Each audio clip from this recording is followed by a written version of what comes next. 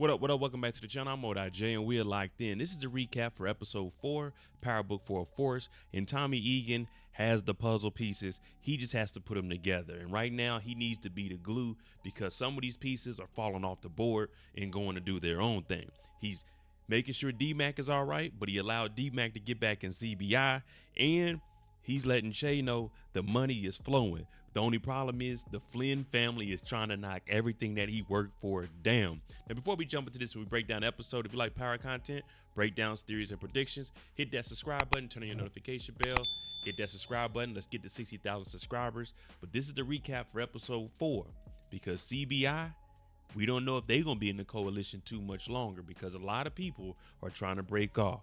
This is the episode 4 recap of Power Book IV. D-Mac swears he's CBI. Uncle Tommy says he ain't CBI. And he basically tells D-Mac to get the hell up out of here. He tells Jannard to get up out of here. Because whatever D-Mac did, robbing the 9-7s, that was not authorized by Tommy Egan. Now, Diamond steps up to Tommy and says, we are partners. This is 50-50. I don't take orders from you. So after he kicks D-Mac out, he kicked Jannard out. Diamond starts to tell him about the whole situation that's going on with D-Mac and why King Kylo is after him and how D-Mac is actually a murderer and he did this to increase his rank within CBI.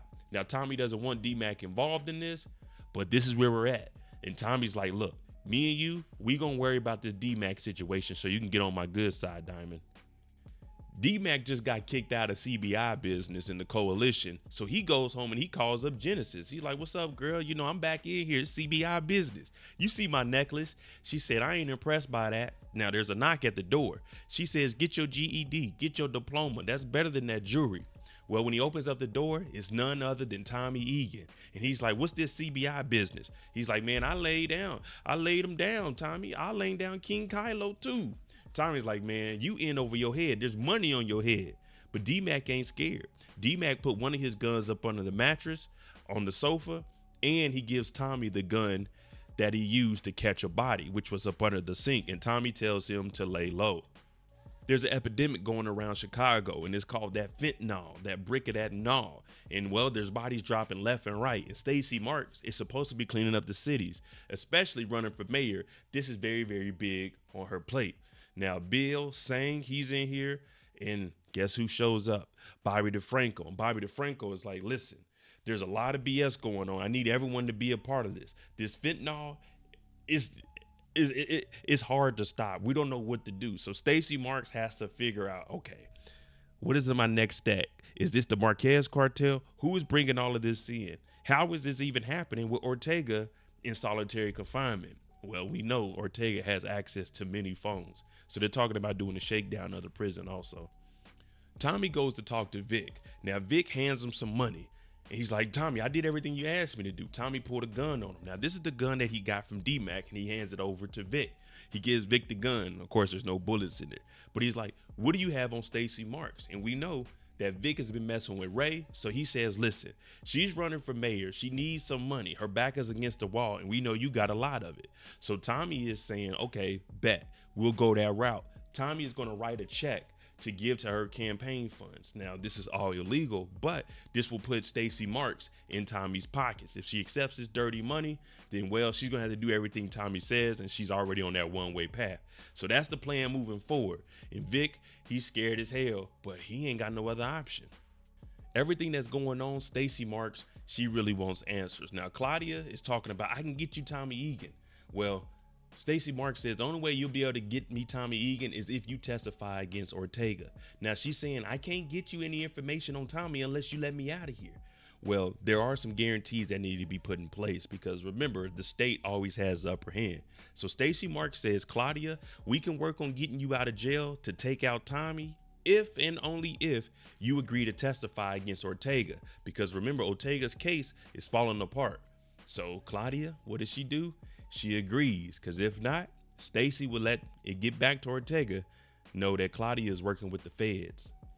Rashawn and his homeboy come and meet up with Tommy and Diamond. Now, they are part of the coalition SOD, but as we've seen of lately, the coalition is falling apart. Rashawn shows up and like, look, we ain't doing this no more. Here's the money we owe y'all. We don't want to do business moving forward. Now Tommy and Diamond are looking like, wait a minute, let's talk this out. Rashawn said, nah, we good. So right now, it looks like we're losing people in the coalition.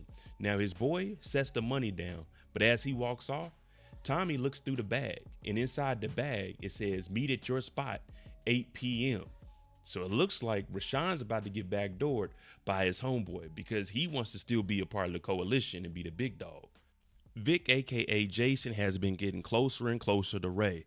As we know, he needs whatever information he can get on Stacey Marks. So what does he do? He's talking to Ray. She's getting ready to leave and go do her political campaigning. He gives her a cashier's check of $1 million. So it looks like Tommy did have some money put away, and it's from Pageant Inc. to Stacey Marks.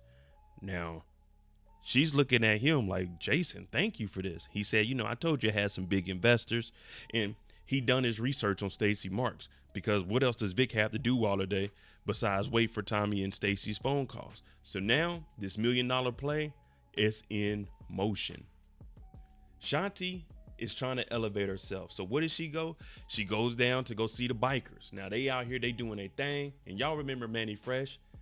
Jannard robbed Manny Fresh a while back. Took that necklace up off her. Well, Shanti is betting big on her because Shanti wants to do business.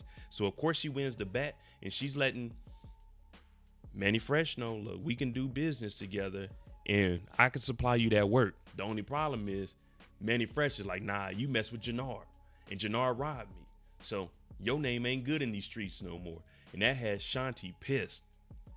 Tommy goes to meet up with Che because business is business. And on the ship, we see Che whooping some ass and then bang, bang.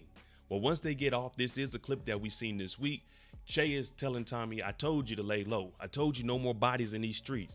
Tommy's like, well, look, I got the money and Ortega isn't going to be a problem. He ain't got the muscle. He ain't got the work. We really out here. Now, Miguel is standing right next to Che, speaking in Spanish, saying Tommy thinks he can fix anything, man.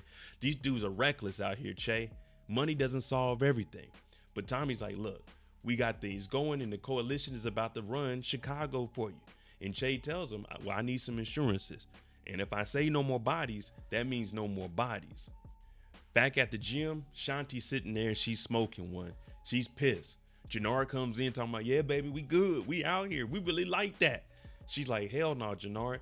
You making my name muddy out in these streets because you robbed Manny Fresh. No one wants to do business with me.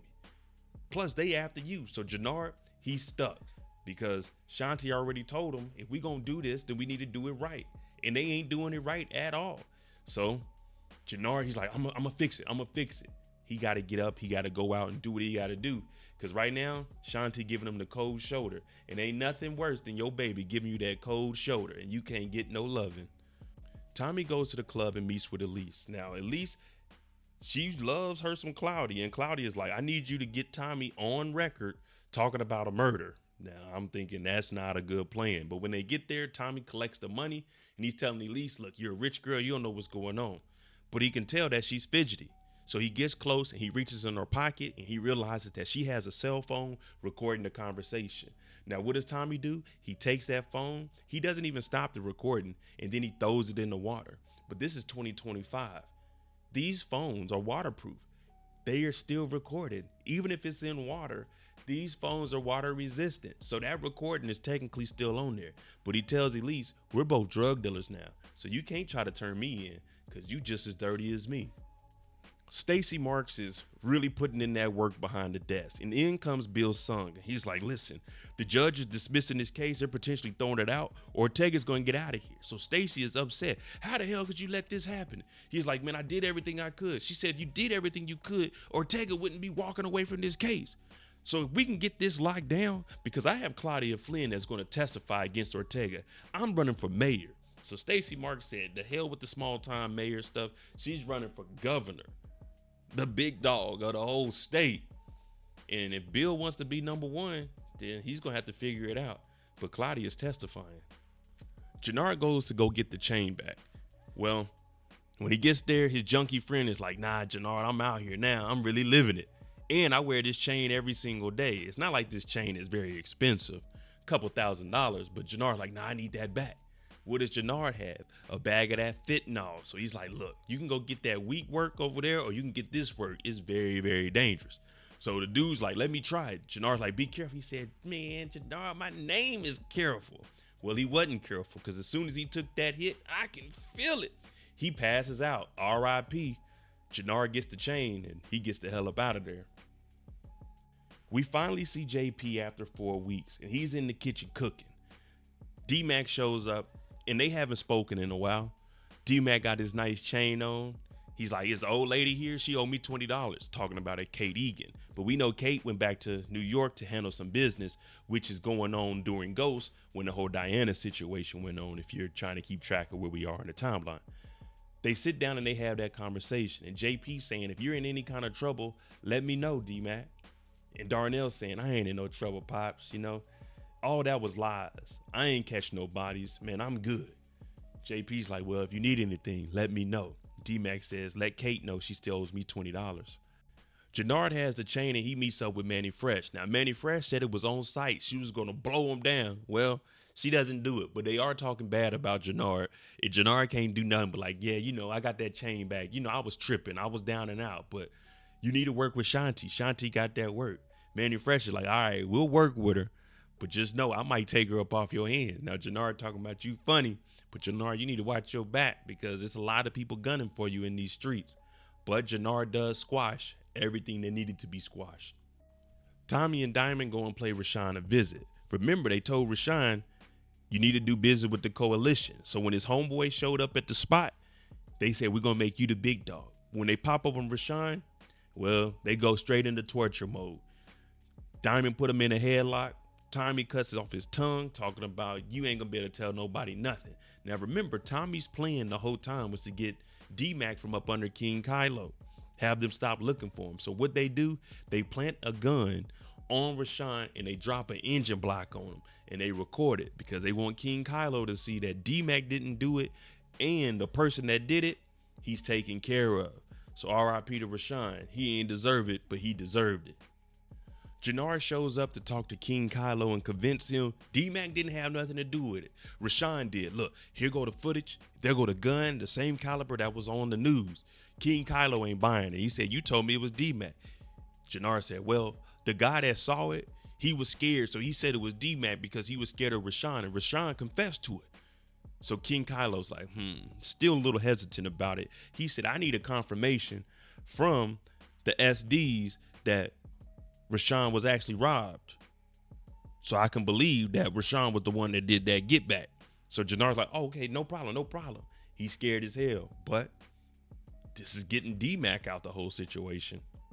Everyone's finding out that Claudia is about to get released from jail. Vic, he was talking to Stacy Marks. He texts Tommy. Tommy tells D-Mac, I gotta fly. D-Mac is back at ZBI, and Tommy, he's downtown. And who does he see? Claudia coming out with the feds right behind her. She got the YSL belt buckle. She's hopping up into the black Escalades. She's about to pull off. She's about to become potentially one of the biggest snitches in Chicago. Or will she self-sabotage herself? We don't know. But Tommy is watching, and we know when Tommy's lurking, it's an ugly sight. All right, there you go. The recap for episode 4. Let me know what you think about this. Which Flynn member is going to take Tommy out? Or are they going to clash with each other and potentially take each other out? Because Tommy has to look over his shoulder both ways. Let me know what you think. I'm Mo.J. This is the recap for episode 4. Help me get to 60,000 subscribers. If you like this content, hit that like button, hit that subscribe button. Thanks for watching. Happy Thanksgiving, and I'm out.